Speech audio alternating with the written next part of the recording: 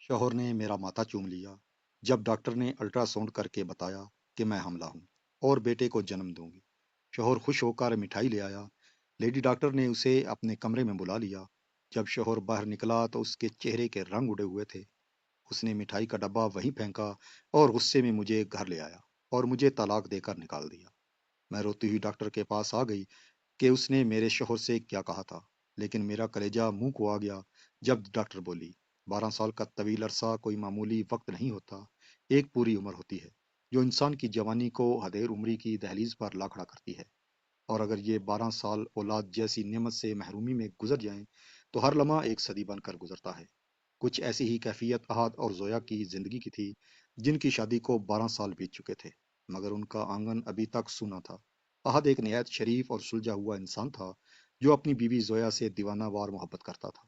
और जोया भी हुस्न जमाल का पैकर थी, जिसने उन 12 सालों में अहद की खिदमत और वफादारी में कोई कसर नहीं छोड़ी थी। मगर कुदरत के फैसले इंसान की समझ से बालातर होते हैं। उनके पास दुनिया की हर नेमत मौजूद थी। एक आलीशान घर था, नौकर चाकर थे, गाड़ियां थीं और दौलत की रेल पेल थी। मगर वो एक खिलौना नहीं था जो उस घर के सन्नाटे को तोड़ सकता। उनकी आलीशान बेडरूम में हर आसाइश मौजूद थी, मगर वहां किसी बच्चे के रोने या हंसने की आवाज नहीं थी, जो मियाँ बीवी के दरमियान मोहब्बत के रिश्ते को मजीद मजबूत मजबूत करती है। अहद अपने खानदान में इकलौता वारिस था, जिसकी वजह से उस पर खानदान का शदीद दबाव था। अहद की वालदा बेगम सलमा एक रवायती सोच की हामिल खातून थी, जो अपने पोते का मुंह देखने के लिए तड़प रही थी। शुरू के कुछ साल तो उन्होंने सब्र किया और दुआएं मांगती रहीं, मगर जैसे जैसे वक्त गुजरता गया, उनका सब्र जवाब देता गया और उनका रवैया जोया के साथ सख्त होता चला गया। वो बात बात पर जोया को बांझ होने का ताना देती और उसे मनहूस करार देती। जोया, जो एक हसास तबीयत की मालक थी, उन तानों को खामोशी से सह लेती और तन्हाई में आंसू बहाती। मगर आहद हमेशा अपनी बीवी के साथ चट्टान की तरह खड़ा रहा।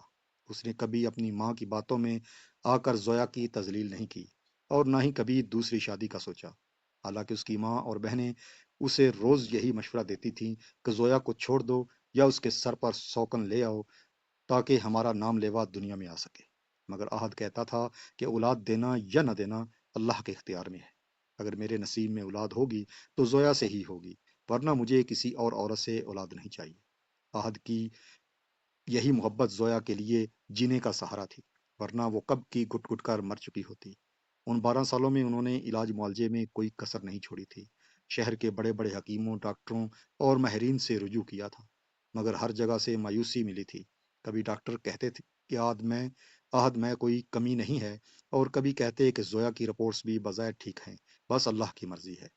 जोया ने पीर फकीरों के बीच चक्कर लगाए, मन्नतें मांगी, तागे बांधे, मगर गोद हरी ना हो सकी। हर गुजरता दिन उनके लिए एक नया इम्तिहान लेकर आता था। खास तौर पर जब खानदान में किसी और के यहाँ औलाद होती तो जोया को ऐसा लगता जैसे कोई उसके जख्मों पर नमक छिड़क रहा है। उसने तकरीबात में जाना छोड़ दिया था, क्योंकि वहां औरतें उसके पेट की तरफ देखती और सरगोशियां करती कि बेचारी बांझ है, कितना अमीर शोहर है, मगर किस्मत की कितनी खोटी है। ये बातें जोया के कानों में पिघला हुआ शीशा उंडेल देती और वो घर आकर कई कई दिन कमरे से न निकलती। अहद उसे समझाता, उसे दिलासा देता और उसे बहरगुमाने के लिए ले जाता ताकि उसका दिल बहल सके। अहद अक्सर कहता, जोया तुम ही मेरी कुल कायनात हो, मुझे तुम्हारे सिवा किसी की जरूरत नहीं। मगर जोया जानती थी कि मर्द चाहे कितना ही मोहब्बत करने वाला क्यों ना हो, उसके अंदर का बाप हमेशा जिंदा रहता है। वो अक्सर देखती कि जब अहद अपने दोस्तों के बच्चों को देखता तो उसकी आंखों में एक अजीब सी हसरत जाग उठती। वो बच्चों को गोद में उठाता, उन्हें चूमता और उनके लिए खिलौने लाता। ये मंजर जोया के दिल को चीर देता था। उसे लगता था कि वो आद की मोहब्बत का जवाब उसे महरूमी की सूरत में दे रही है। वो खुद को आद की मुजरम समझती थी और अक्सर सोचती कि शायद उसे अहद को दूसरी शादी की इजाजत दे देनी चाहिए। मगर औरत चाहे कितनी ही कुर्बानी देने वाली हो, शोहर को बांटने का हौसला उसमें नहीं होता। यही कश्मकश जोया को अंदर ही अंदर खा रही थी। फिर एक दिन अचानक हालात ने करवट ली और जोया की तबीयत कुछ खराब रहने लगी। उसे सुबह उठते ही मतली महसूस होती और चक्कर आते। वो खाने की खुशबू से चिढ़ने लगी और उसका मजाज भी बदलने लगा। शुरू में तो उसने उसे मामूली बीमारी समझा, मगर जब यह सिलसिला कई दिन तक जारी रहा तो उसके दिल के किसी कोने में एक बुझी हुई उम्मीद की शम्मा रोशन होने लगी। اس نے اپنی پرانی علامات کو یاد کیا اور اسے لگا کہ شاید اللہ نے اس کی سن لی ہے۔ اس نے ڈرتے ڈرتے یہ بات عہد کو بتائی تو عہد کے چہرے پر جو خوشی آئی وہ دیکھنے والی تھی۔ اس نے اسی وقت زویا کے سر پر ہاتھ رکھا اور شکرانے کے نفل ادا کیے۔ عہد کو یقین نہیں آ رہا تھا کہ 12 سال بعد اس کے گھر میں خوشی کی دستک ہوئی ہے۔ اس نے زویا کو مکمل آرام کا مشورہ دیا اور گھر کے کام کاج سے روک دیا۔ عہد کی ماں بیگم سلمہ کو جب یہ خبر ملی تو اس کا رویہ بھی ایک دم بدل گیا۔ وہ جو زویا کی شکل دیکھنا پسند نہیں کرتی تھی، اب اس کے لیے طرح طرح کے کھانے بنوانے لگی اور اس کی نظریں اتارنے لگی۔ گھر کا ماحول جو ہمیشہ سوگوار رہتا تھا اب اچانک خوشیوں میں بدل گیا۔ زویا کی ہر ادا پر عہد فدا ہوتا تھا۔ وہ اسے شہزادیوں کی طرح رکھتا تھا۔ زویا بھی بہت خوش تھی، مگر اس کی خوشی میں ایک عجیب سا خوف بھی شامل تھا۔ جیسے عہد محسوس نہیں کر پا رہا تھا، زویا اکثر راتوں کو جاگتی اور سوچوں میں گم رہتی، مگر عہد سمجھتا کہ یہ حمل کی وجہ سے ہونے والی بے چینی ہے۔ عہد نے فیصلہ کیا کہ وہ اس بار کسی معمولی ڈاکٹر یا دائی کے پاس نہیں جائیں گے، بلکہ شہر کی سب سے بڑی ڈاکٹر شہناز کے پاس جائیں گے، تاکہ کوئی بھی کوتاہی نہ ہو اور بچے کی حفاظت یقینی بنائی جا سکے۔ ڈاکٹر شہناز کا کلینک بہت مشہور تھا اور وہاں صرف امیر لوگ ہی جاتے تھے۔ ان کی فیس بھی بہت زیادہ تھی اور اپوائنٹمنٹ ملنا بھی مشکل تھا، مگر عہد نے اپنا اثر و رسوخ سے اگلے ہی دن کا وقت لے لیا۔ وہ رات عہد اور زویا کے لیے بہت بھاری تھے۔ عہد خوشی سے نہیں سو پا رہا تھا اور زویا کروٹیں بدل رہی تھی۔ عہد بار بار زویا کے پیٹ پر ہاتھ رکھتا اور مسکراتا۔ وہ آنے والے بچے کے نام سوچ رہا تھا، وہ منصوبے بنا رہا تھا کہ بچے کا کمرہ کیسے سجایا جائے گا، اسے کون سے اسکول میں داخل کروایا جائے گا۔ زویا عہد کی باتیں سن کر صرف ہاں کرتی اور کوشش کرتی کہ مسکرائے، مگر اس کی مسکراہٹ اس کی آنکھوں تک نہیں پہنچ پا رہی تھی۔ صبح ہوئی تو عہد نے دفتر سے چھٹی کر لی۔ اس نے زویا کو تیار ہونے کا کہا۔ زویا نے اپنا پسندیدہ ہلکے گلابی رنگ کا سوٹ پہنا اور اپنے آپ کو آئینے میں دیکھا۔ اس کے چہرے پر زردی تھی اور آنکھوں کے گرد ہلکے تھے، مگر عہد کی محبت بھری نظروں نے اسے دنیا کی حسین ترین عورت بنا دیا تھا۔ عہد اسے سہارا دے کر گاڑی تک لایا اور اسے بہت احتیاط سے بٹھایا، جیسے وہ کانچ کی گڑیا ہو۔ گاڑی میں بیٹھتے ہی عہد نے زویا کا ہاتھ تھام لیا اور کہا، زویا، آج کا دن ہماری زندگی کا سب سے بڑا دن ہے۔ آج ہمیں وہ خوشخبری ملے گی جس کے لیے ہم نے 12 سال انتظار کیا ہے۔ میں اللہ کو جتنا بھی شکر ادا کروں کم ہے۔ زویا نے عہد کا ہاتھ دبایا اور کھڑکی سے باہر دیکھنے لگی۔ باہر موسم بہت خوشگوار تھا، ٹھنڈی ہوا چل رہی تھی اور آسمان پر بادل چھائے ہوئے تھے، مگر زویا کے اندر ایک طوفان برپا تھا۔ اسپتال کا راستہ اسے بہت طویل لگ رہا تھا۔ ہر گزرتے لمحے کے ساتھ اس کے دل کی دھڑکن تیز ہوتی جا رہی تھی۔ عہد مسلسل باتیں کیے جا رہا تھا۔ وہ اتنا خوش تھا کہ اسے زویا کی خاموشی محسوس ہی نہیں ہو پا رہی تھی۔ وہ بتا رہا تھا کہ اس نے اپنی ماں سے کہہ دیا ہے، اگر لڑکا ہوا تو نام حیان رکھیں گے اور اگر لڑکی ہوئی تو نام عائزہ رکھیں گے۔ وہ اپنی ہی دنیا میں مگن تھا۔ آخر کار گاڑی اسپتال کی عالی شان عمارت کے سامنے رکی۔ یہ شہر کا سب سے مہنگا اسپتال تھا، جہاں صفائی کا بہترین انتظام تھا اور عملہ بھی بہت تمیزدار تھا۔ عہد نے گاڑی پارک کی اور زویا کو لے کر اندر آ گیا۔ استقبالیہ پر موجود لڑکی نے ان کا اندراج کیا اور انہیں انتظار گاہ میں بیٹھنے کا کہا۔ انتظار گاہ میں پہلے سے ہی کئی جوڑے موجود تھے۔ کچھ کے چہروں پر پریشانی تھی اور کچھ خوش تھے۔ ایک طرف ایک عورت اپنے نوزائیدہ بچے کو دودھ پلا رہی تھی۔ عاد کی نظریں اس بچے پر جم گئیں اور اس کے ہونٹوں پر مسکراہٹ پھیل گئی۔ اس نے زویا کو کوہنی ماری اور اشارے سے وہ بچہ دکھایا۔ زویا نے بھی اس بچے کو دیکھا، مگر فوراً نظریں ہٹا لی۔ اس کے ماتھے پر پسینہ آ رہا تھا، حالانکہ وہاں ایئر کنڈیشن چل رہا تھا۔ عہد نے محسوس کیا کہ زویا کا ہاتھ ٹھنڈا ہو رہا ہے۔ اس نے فکر مندی سے پوچھا، زویا تم ٹھیک ہو؟ گھبراؤ مت، ڈاکٹر شہناز بہت اچھی ہیں، سب ٹھیک ہو جائے گا۔ زویا نے بمشکل سر ہلایا اور پانی مانگا۔ عہد فوراً اٹھا اور پانی کا گلاس لے کر آیا۔ زویا نے ایک ہی سانس میں سارا پانی پی لیا۔ اس کا حلق خشک ہو رہا تھا۔ انتظار کی گھڑیاں بہت کٹن تھیں۔ ہر نام پکارے جانے پر آج چونک جاتا۔ آخر کار نرس نے آواز دی، مسز زویا احمد۔ زویا عہد۔ عہد نے فوراً زویا کو اٹھایا اور ڈاکٹر کے کمرے کی طرف بڑھا۔ ڈاکٹر کا کمرہ بہت کشادہ اور روشن تھا۔ ڈاکٹر شہناز اپنی کرسی پر بیٹھی تھی۔ ان کی عمر 50 کے لگ بھگ تھی اور چہرے پر سنجیدگی اور تجربے کے آثار تھے۔ انہوں نے مسکرا کر عہد اور زویا کا استقبال کیا اور بیٹھنے کا اشارہ کیا۔ عہد نے بیٹھتے ہی ڈاکٹر کو بتایا، ڈاکٹر صاحبہ، ہماری شادی کو 12 سال ہو گئے ہیں اور ہم اولاد کے لیے ترس گئے ہیں۔ اب اللہ نے امید لگائی ہے۔ زویا کی طبیعت کچھ دنوں سے ایسی ہے جیسی امید سے خواتین کی ہوتی ہے۔ ہم نے گھر پر ٹیسٹ نہیں کیا، سیدھا آپ کے پاس آ گئے تاکہ تسلی ہو جائے۔ ڈاکٹر شہناز نے عہد کی باتیں غور سے سنی اور پھر زویا کی طرف متوجہ ہوئی۔ انہوں نے زویا سے کچھ سوالات کیے کہ انہیں اسے کیا محسوس ہوتا ہے اور اسے کس قسم کا درد ہوتا ہے۔ زویا نے دھیمی آواز میں جوابات دیے، مگر اس کی آواز میں وہ اعتماد نہیں تھا جو ایک خوشخبری سنانے والی عورت کا ہوتا ہے۔ ڈاکٹر نے کچھ نوٹس لیے اور پھر نرس سے کہا کہ مریضہ کو الٹرا ساؤنڈ کے لیے تیار کرو۔ ڈاکٹر نے آج سے کہا، آپ بہر انتظار کریں، میں معائنہ کر کے آپ کو بتاتی ہوں۔ آہد باہر جانے کے لیے اٹھا تو اس نے زویا کو تسلی دی اور کہا، میں یہیں بہر ہوں، ڈرنا مت۔ زویا نرس کے ساتھ اندرونی کمرے میں چلی گئی جہاں الٹرا ساؤنڈ کی مشین رکھی تھی۔ زویا اس اسٹریچر نما بستر پر لیٹ گئی اور اپنی آنکھیں بند کر لی۔ اس کا دل اتنی زور سے تڑک رہا تھا کہ اسے اپنی دھڑکن اپنے کانوں میں سنائی دے رہی تھی۔ ڈاکٹر شہناز اندر آئیں اور انہوں نے مشین آن کی۔ انہوں نے زویا کے پیٹ پر جل لگایا، آلہ گھمانا شروع کیا۔ کمرے میں صرف مشین کی ہلکی سی آواز تھی۔ زویا نے آنکھیں کھول کر اسکرین کی طرف دیکھنے کی ہمت نہیں کی اور بس چھت کو گورتی رہی۔ ڈاکٹر شہناز کی نظریں اسکرین پر تھیں۔ ڈاکٹر کی نظریں اسکرین پر جمی تھیں۔ شروع میں ان کے چہرے پر معمول کے تاثرات تھے، مگر جیسے جیسے وہ معائنہ کرتی گئیں ان کے ماتھے پر شکنیں نمودار ہونے لگی۔ انہوں نے مشین کے بٹن دبائے اور تصویر کو بڑا کر کے دیکھا۔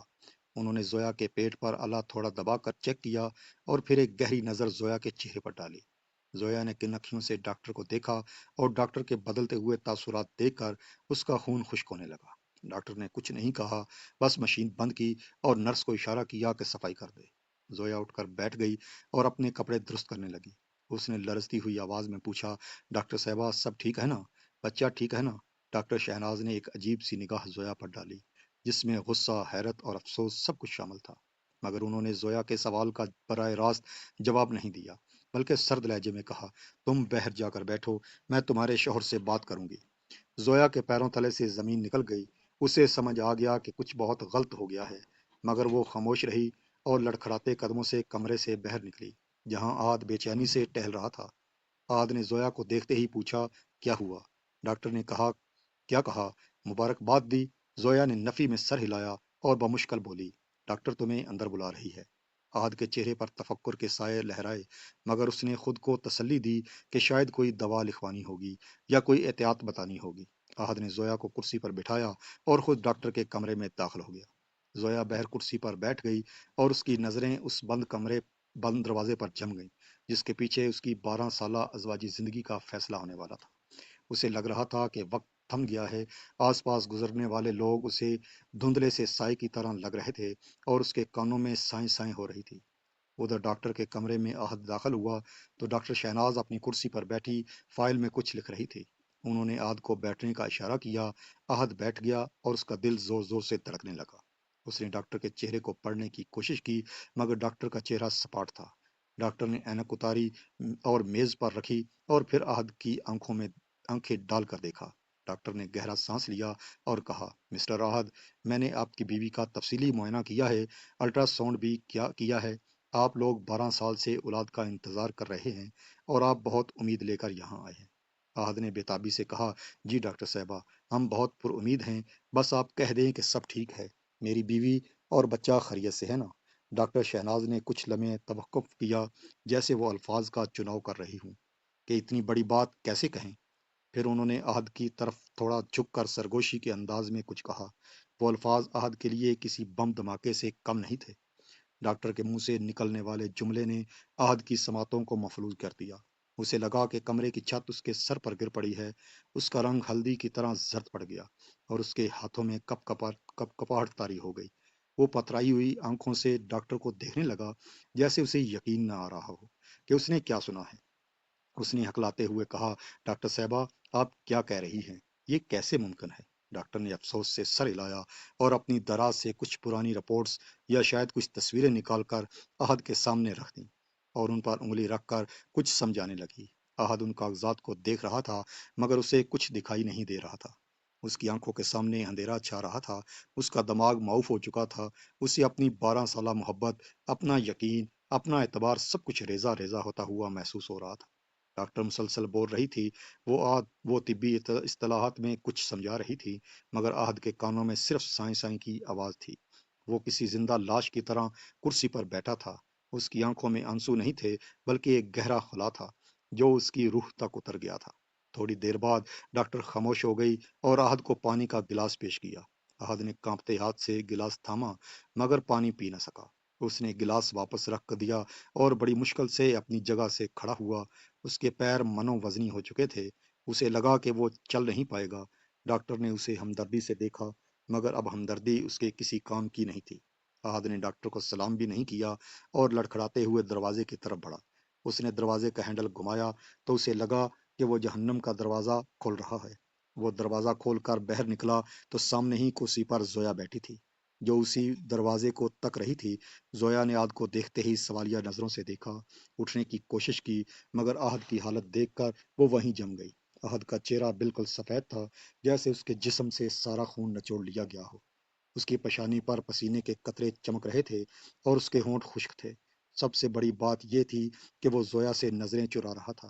وہ زویا کی طرف دیکھ بھی نہیں رہا تھا، اس کی نظریں زمین پر گڑی تھیں اور اس کے چہرے پر ایک ایسی اجنبیت اور دکھ تھا جو زویا نے 12 سال میں کبھی نہیں دیکھا تھا۔ احد نے زویا سے ایک لفظ نہیں کہا، وہ اس کے پاس سے ایسے گزر گیا جیسے اسے جانتا ہی نہ ہو۔ زویا نے اسے پکارنا چاہا، احد، مگر آواز اس کے حلق میں گھٹ گئی۔ احد تیزی سے راہداری میں چلتا ہوا بحر کی طرف جا رہا تھا اور زویا اسے حیرت اور خوف کے عالم میں جاتا ہوا دیکھ رہی تھی۔ اسے سمجھ نہیں آ رہا تھا کہ اندر ان چند منٹوں میں ایسا کیا ہوا ہے کہ اس کا شوہر جو اسے پھولوں کی طرح لایا تھا اب کانٹوں کی طرح چھوڑ کر جا رہا ہے۔ زویا نے اپنا پرس اٹھایا، بھاگتی ہوئی احد کے پیچھے گئی، مگر احد لفٹ کا انتظار کیے بغیر سیڑھیوں سے نیچے اتر گیا۔ زویا بھی ہانپتی ہوئی نیچے پہنچی۔ اسپتال کا عملہ اور دوسرے مریض انہیں حیرت سے دیکھ رہے تھے، مگر احد کو کسی کی پرواہ نہیں تھی۔ وہ بہر پارکنگ میں پہنچا، اپنی گاڑی کے پاس جا کر رک گیا۔ اس نے گاڑی کا دروازہ کھولا اور اسٹیئرنگ پر سر رکھ کر بیٹھ گیا۔ زویا بھی اس کے پیچھے پہنچ گئی اور ہانپتے ہوئے گاڑی کی کھڑکی پر دستک دی۔ احد نے سر اٹھایا تو اس کی آنکھیں سرخ انگارہ ہو رہی تھی۔ اس نے زویا کو بیٹھنے کا اشارہ نہیں کیا، بلکہ خود گاڑی سٹارٹ کر دی۔ زویا نے جلدی سے دوسری طرف کا دروازہ کھولا اور بیٹھ گئی۔ پورے راستے گاڑی میں موت کا سکوت تھا۔ احد نے ریڈیو نہیں چلایا، احد نے زویا کی طرف نہیں دیکھا، وہ بس خالی نظروں سے سڑک کو گور رہا تھا اور گاڑی چلا رہا تھا۔ زویا کا دل ڈوب رہا تھا، وہ بار بار پوچھنا چاہتی تھی کہ احد بتاؤ تو صحیح، کیا ہوا ہے؟ ڈاکٹر نے کیا کہا ہے؟ بچہ ٹھیک تو ہے نا؟ مگر احد کے چہرے پر لکھی ہوئی تحریر اتنی خوفناک تھی کہ زویا کو سوال کرنے کی ہمت نہیں ہوئی۔ وہ سمجھ گئی تھی کہ کوئی بہت بڑی قیامت ٹوٹ پڑی ہے، اسے مارے مارے ڈال رہی تھی۔ گھر کا سفر جو صبح بہت حسین لگ رہا تھا اب عذاب بن چکا تھا۔ احد گاڑی بہت تیز چلا رہا تھا، جیسے وہ کسی چیز سے بھاگ رہا ہو یا شاید اپنی ہی سوچوں میں پیچھا چھڑوا رہا ہو۔ آخر کار گاڑی گھر کے پورچ میں رکی۔ احد نے انجن بند نہیں کیا اور غصے سے زویا سے کہا، باہر نکلو۔ زویا ڈر کے مارے چپ چاپ باہر نکل آئی تو احد نے گاڑی تیزی سے ریورس کی اور وہاں سے اڑا لے گیا۔ زویا لرزتے قدموں سے گھر میں داخل ہوئی، اسے کسی انہونی کا شدت سے احساس ہو رہا تھا۔ وہ کمرے میں جا کر بے چینی سے ٹہلنے لگی، اسے اب احد کے واپس آنے کا انتظار تھا، اور یہ انتظار 4 گھنٹوں پر محیط ہو گیا۔ پھر کمرے میں احد داخل ہوا، اس کے ہاتھ میں ایک فائل تھی، اس نے اسے غصے میں میز پر پٹک دیا۔ وہ زور زور سے سانس لے رہا تھا، جیسے اس کا دم گھٹ رہا ہو۔ پھر وہ مڑا اور پہلی بار اس نے زویا کی آنکھوں میں آنکھیں ڈال کر دیکھا۔ اس کی نگاہ میں محبت نہیں تھی، بلکہ نفرت، دکھ اور بیزاری تھی۔ اس نے کانپتی ہوئی انگلی زویا کی طرف اٹھائی، مگر کچھ بول نہ سکا۔ اس کا گلا رند گیا، وہ وہیں بیڈ کے کنارے پر بیٹھ گیا اور اپنا سر ہاتھوں میں گرا لیا۔ زویا ڈرتے ڈرتے اس کے قریب گئی، اس کے گھٹنوں پر ہاتھ رکھا اور روتے ہوئے پوچھا، احد، خدا کے لیے کچھ تو بولو، مجھے مار دو، مگر اس طرح خاموش مت رہو۔ ڈاکٹر نے کیا کہا ہے؟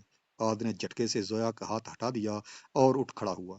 اس نے میز پر پڑے ہوئے کاغذات اٹھائے اور زویا کے ہاتھ میں تھما دیے۔ زویا نے حیرت سے ان کاغذات کو دیکھا، وہ عدالتی کاغذات تھے جن پر بڑے حروف میں طلاق نامہ لکھا ہوا تھا۔ زویا کے پیروں تلے سے زمین نکل گئی، اس نے چیخ مار کر کاغذات پھینک دیے اور احد کے پیروں میں بیٹھ گئی۔ احد، یہ کیا ہے؟ تم مذاق کر رہے ہو نا؟ ہم تو خوشخبری لینے گئے تھے، تم مجھے طلاق کیوں دے رہے ہو؟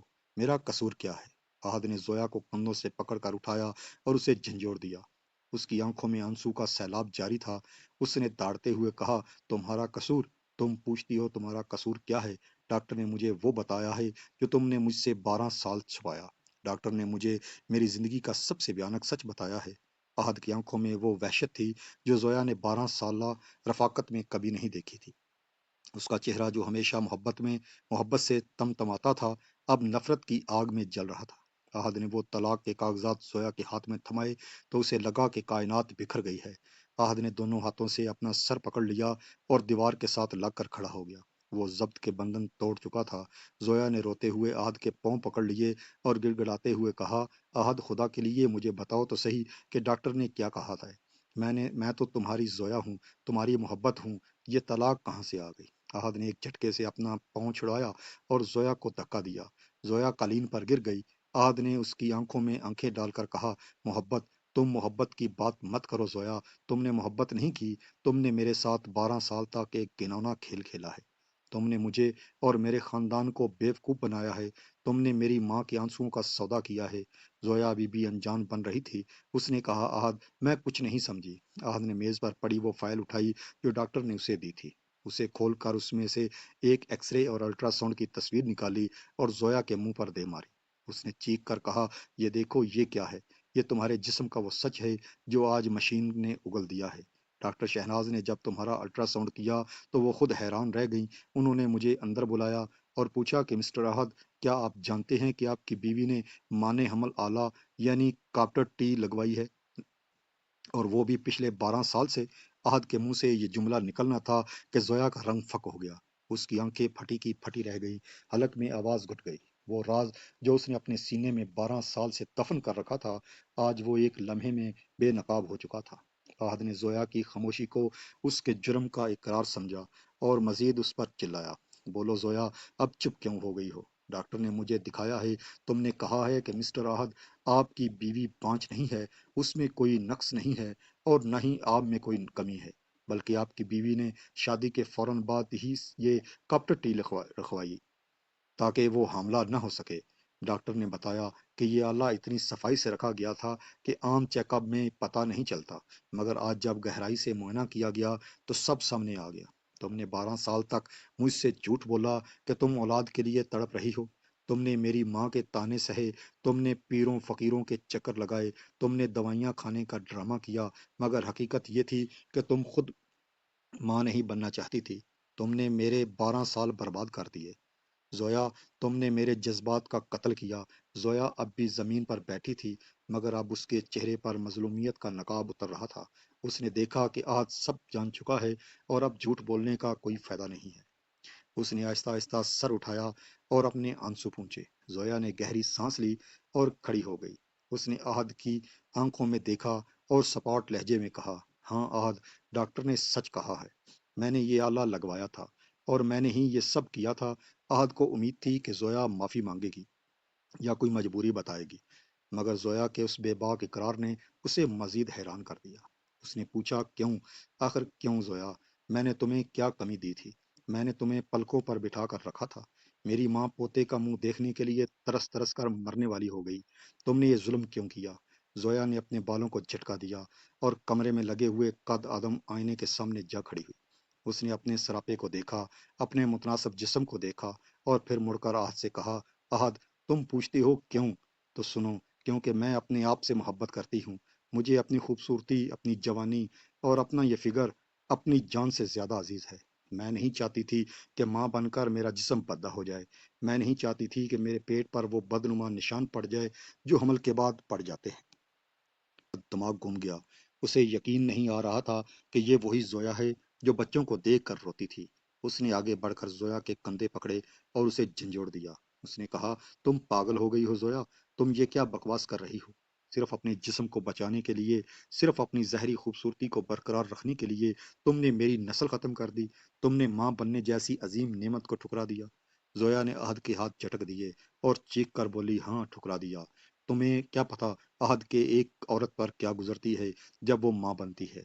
उसका जिस्म तबाह हो जाता है, उसकी हड्डियां कमजोर हो जाती हैं, उसका पेट लटक जाता है और चेहरे पर छाइयां पड़ जाती हैं। मैंने अपनी कजन्स को देखा है, अपनी सहेलियों को देखा है जो शादी से पहले परियों जैसी थीं और 2 बच्चे पैदा करने के बाद वो बूढ़ी और बदसूरत लगने लगी हैं। ان کے شوہر ان میں دلچسپی لینا چھوڑ گئے ہیں۔ میں یہ سب برداشت نہیں کر سکتی تھی۔ میں تمہاری نظروں میں ہمیشہ جمعسین اور جوان رہنا چاہتی تھی۔ میں چاہتی تھی کہ جب میں کسی پارٹی میں جاؤں تو سب کی نظریں مجھ پر جمی ہوں، سب میری کمر اور میرے فگر کی تعریف کریں کہ 12 سال بعد بھی زویا ویسی کی ویسی ہے جیسی شادی کے پہلے دن تھی۔ اور دیکھو احد، میں آج بھی ویسی ہی ہوں۔ کیا تم میری تعریف نہیں کرتے؟ کیا تم میرے دیوانے نہیں ہو؟ یہ سب اسی لیے ہے کیونکہ میں نے اپنے آپ کو اس مصیبت سے بچا کر رکھا۔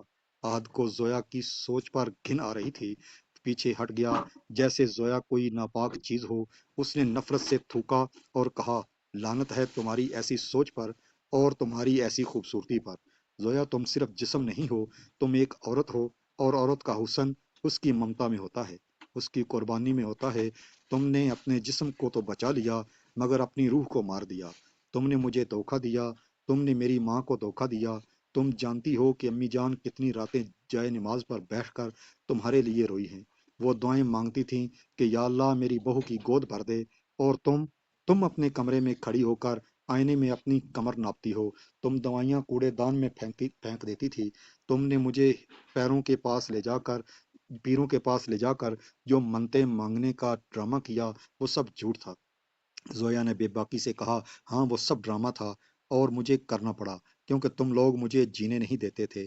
اگر میں شروع میں ہی کہہ دیتی کہ مجھے بچہ نہیں چاہیے تو تم مجھے چھوڑ دیتے یا زبردستی کرتے۔ اس لیے میں نے یہ راستہ چنا۔ میں نے شادی کے تیسرے دن ہی بہانے سے ڈاکٹر کے پاس جا کر یہ کاپرٹی رکھوا لی تھی اور ڈاکٹر کو پیسے دے کر منہ بند کروا دیا تاکہ تمہیں کبھی پتہ نہ چلے۔ مجھے لگا تھا کہ وقت کے ساتھ ساتھ تم اور تمہارے گھر والے تھک ہار کر چپ ہو جائیں گے اور یہ مان لیں گے کہ میں بانجھ ہوں، اور پھر ہم سکون سے رہیں گے، ہم دونوں اکیلے، آزاد اور خوش۔ لیکن تم لوگوں کی اولاد کی رٹ ختم نہیں ہو رہی تھی۔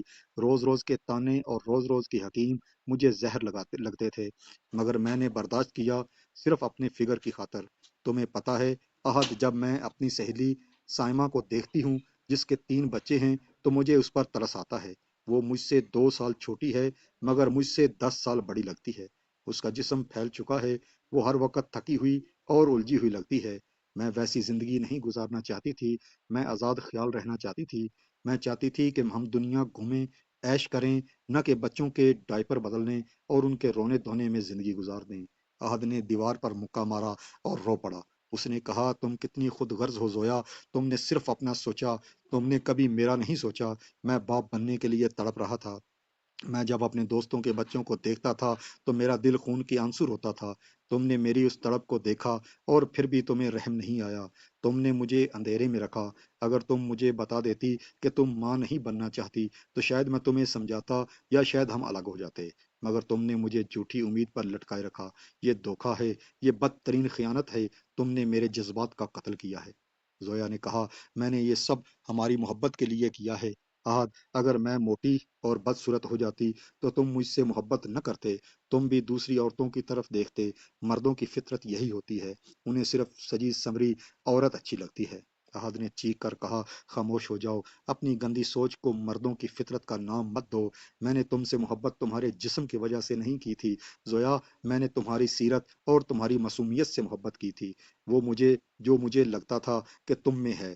مگر آج پتا چلا کہ تم اندر سے کتنی کالی اور بدصورت ہو۔ تم نے کہا کہ تم نے کاپرٹی لگوائی ہوئی تھی، تو پھر یہ الٹرا ساؤنڈ کروانے کا ڈرامہ کیوں کیا؟ تم آج میرے ساتھ اسپتال کیوں گئیں؟ تم نے صبح مجھے یہ کیوں کہا کہ تمہیں حمل کی علامات محسوس ہو رہی ہیں؟ یہ کیا تماشا تھا؟ زویا نے نظریں جھکا لی اور دھیمی آواز میں کہا، کیونکہ پچھلے کئی مہینوں سے مجھے واقعی اپنی طبیعت میں تبدیلی محسوس ہو رہی تھی۔ مجھے لگا کہ شاید اتنے سالوں بعد کاپرٹی اپنی جگہ سے ہل گئی ہے یا اس نے کام کرنا چھوڑ دیا ہے اور میں غلطی سے حاملہ ہو گئی ہوں۔ اسی لیے میں ڈر گئی تھی اور میں چاہتی تھی کہ کنفرم کر لوں، اگر واقعی حمل ہوتا تو میں اسے ضائع کروا دیتی۔ میں نے اسی لیے تمہیں بتایا تاکہ ہم ڈاکٹر کے پاس جائیں اور میں صفائی کروا سکوں، مگر وہاں جا کر ڈاکٹر نے بتا دیا کہ ایسا کچھ نہیں ہے، وہ صرف میرا وہم تھا یا شاید ہارمون کی خرابی تھی۔ آج یہ سن کر ساکت رہ گیا۔ اس کی بیوی اس حد تک جا سکتی تھی کہ وہ اپنے بچے کو قتل کرنے کا منصوبہ بنا کر اسپتال گئی تھی۔ احد کو لگا کہ اس کے سامنے زویا نہیں بلکہ کوئی ڈائن کھڑی ہے۔ جو بچوں کا خون پیتی ہے۔ احد نے نفرت سے زویا کو دیکھا اور کہا، تم عورت کہلانے کے لائق نہیں ہو زویا، تم ایک پتھر ہو جس جس میں دل نہیں ہے۔ تم نے آج میرے مکمل طور پر توڑ دیا ہے۔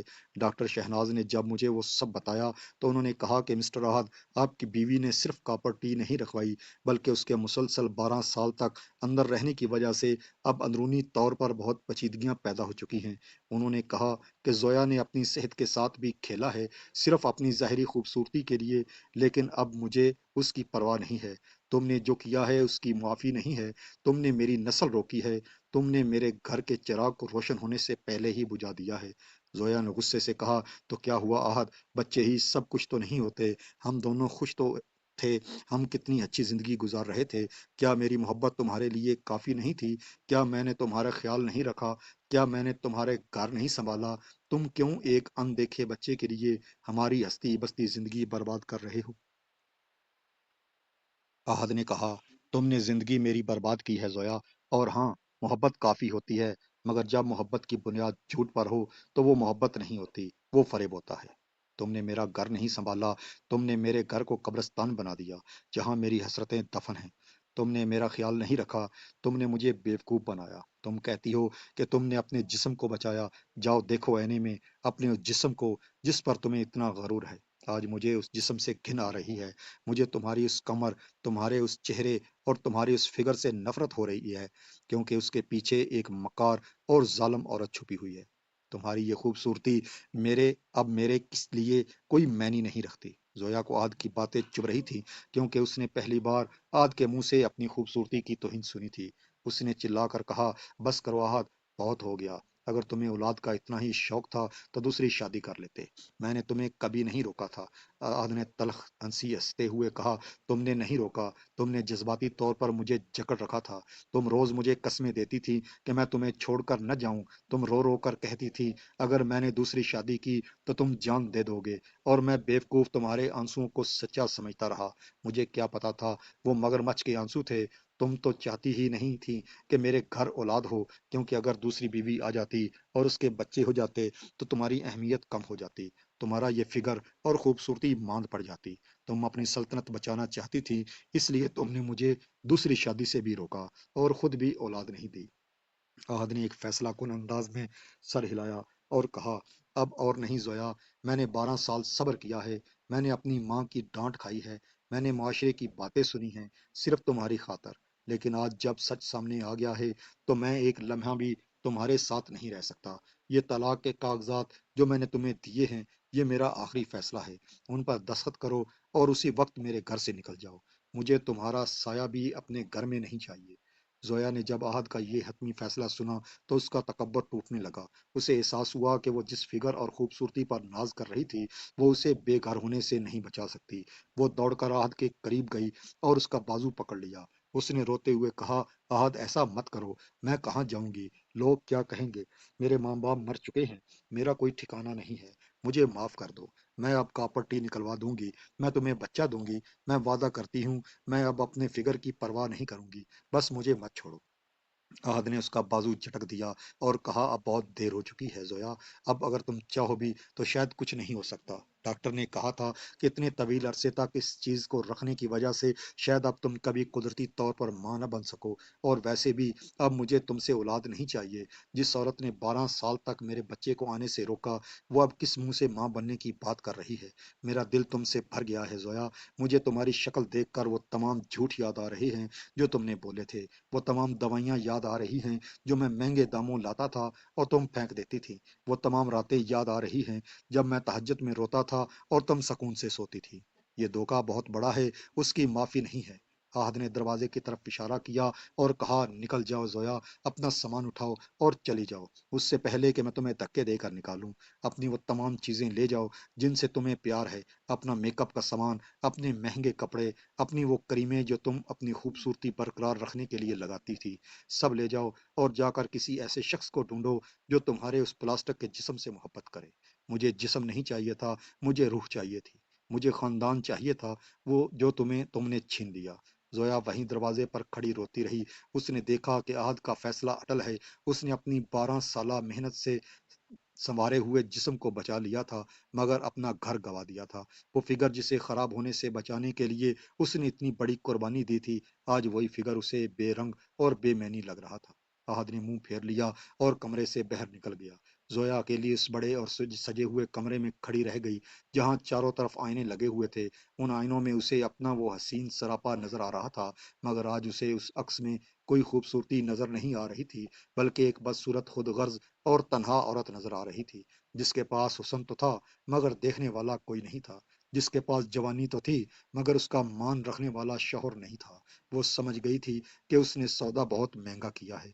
उसने मट्टी के खिलौने की खातर हीरे जैसे शौहर को खो दिया था। आहद के जाने के बाद जोया उस खाली कमरे में बुत बनी खड़ी रही, जहां अब सिर्फ उसकी सिसकियां गूंज रही थी। वो जिस आईने को अपना बेहतरीन दोस्त समझती थी, आज वही आईना उसे मुंह चढ़ा रहा था। उसने कांपते हाथों से अपने चेहरे को छुआ, जिसकी जल्द जल्द तो चमकदार थी, मगर उसके नीचे छुपी हुई बदसूरत रूह अब बेनकाब हो चुकी थी। उसने जिस्म की खामोश चमक बरकरार रखने के लिए अपनी ममता का गला घोंटता घोंटा था। आज वही जिस्म उसे एक बोझ लग रहा था, क्योंकि अब उस हुस्न की तारीफ करने वाला वो शौहर उसके पास नहीं था, जो उसे अपनी पलकों पर बिठाता था। जोया को शिद्दत से एहसास हुआ कि उसने कांच के टुकड़ों को जमा करते करते हीरा गवा दिया है। वो जमीन पर बैठ गई, अपने ही हाथों से अपनी बर्बादी का मातम करने लगी। मगर अब पछतावे का कोई फायदा नहीं था, क्योंकि वक्त और एतबार एक बार हाथ से निकल जाएं तो वापस नहीं आते। ये कहानी हमें ये सबक देती है कि मियाँ बीवी का रिश्ता सिर्फ मोहब्बत का नहीं, बल्कि एतमाद और सच्चाई का होता है। जब इस रिश्ते में झूठ और खुद गर्जी आ जाए तो मोहब्बत दम तोड़ देती है। जोया की कहानी हर उस औरत और मर्द के लिए इबरत का मकाम है, जो ज़ाहिरी खूबसूरती और दुनियावी आसाइशों को रिश्तों के तकद्दुस और खलूस पर तरजीह देते हैं। हुस्न तो ढल जाने वाली छाँव है, जो वक्त के साथ खत्म हो जाता है, मगर सीरत और करदार की खूबसूरती हमेशा कायम रहती है। अगर जोया अपने शोहर से सच बोलती और उसकी ख्वाहिशात का एहतराम करती, तो शायद आज भी खुशहाल घर की मलका होती, मगर उसकी बेजा हवस और नाशुक्री ने उसे तन्हा और बेघर कर दिया था। याद रखें कि औलाद अल्लाह की नेमत है, और जो लोग नेमतों की नाकदरी करते हैं और कुदरत के निज़ाम में मुदाखलत करते हैं, वो आखिरकार खाली हाथ रह जाते हैं। जोया ने अपना जिस्म तो बचा लिया, मगर अपनी दुनिया और आखिरत दोनों बर्बाद कर ली। और यही मुकाफाती अमल है कि इंसान जिस चीज़ के लिए अपनों को धोखा देता है, वही चीज़ उसके गले का तोक बन जाती है। अगली वीडियो तक के लिए अपने मेज़बान को इजाज़त दीजिए। अल्लाह हाफिज़।